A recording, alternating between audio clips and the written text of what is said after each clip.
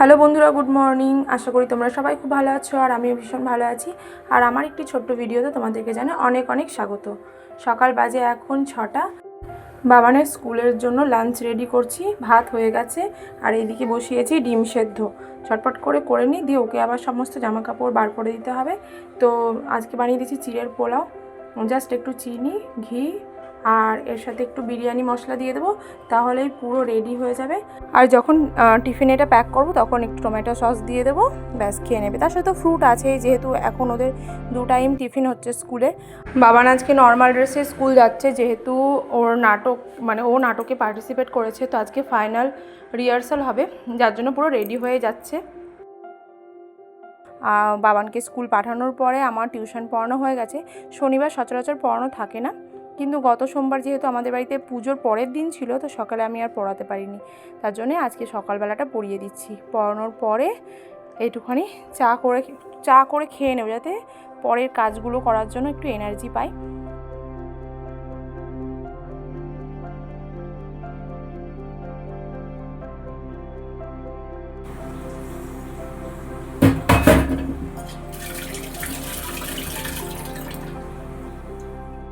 অনেক দিন পর আজকে 3তলার ছাদে এলাম।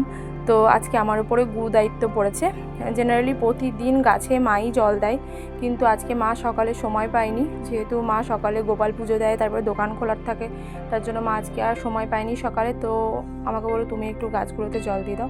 আমাদের গাছে না সেরকম ফল ফুল অতটা হয় না, কারণ হনুমানে হতে দেয় না, এত হনুমানের অত্যাচার। আর এদিকে দেখো রেন লিলির বাল্বগুলো কি সুন্দর হয়েছে, আর তার সাথে এগুলোতে কুড়িও এসেছে, ফুল হবে। যেহেতু বৃষ্টি হলো কদিন আগে। আর ওইখানে সৃষ্টির সাইকেলটা রোদে একদম গেল, গতকাল খেলেছে, সাইকেলটাকে ওখানে রেখে দিয়েছে।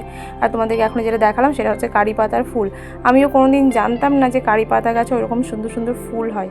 তো তারপরে এদিকে চলে এসেছি দোতলার ঘরে। এখানে প্রচুর টবের মধ্যে প্রচুর গাঁদা গাছের চারা হয়েছে একসাথে। তো ওইগুলোকেই এক জায়গায় ওগুলোকে তুলে নিয়ে আলাদা আলাদাভাবে টবে বসালাম।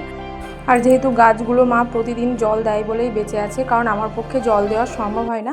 এককালীন খুব গাছের যত্ন করতাম, কিন্তু এখন আর পারি না। তাই আজকে যখন একটু সময় পেয়েছি, গাছের গোড়াগুলো একটু খুঁড়ে দিয়ে সব ঘাস টাসগুলো পরিষ্কার করে দিয়েছি। তার সাথে সৃষ্টিও খেলে ঘরটাকে নোংরা করে দিয়েছিল, একটু ঝাড়ঝুড় দিয়ে দিলাম। আর মা এই খেলনার বাসনগুলো আবার ধুয়ে দিয়েছে, আর সব কটা পালিয়েছে নিচে।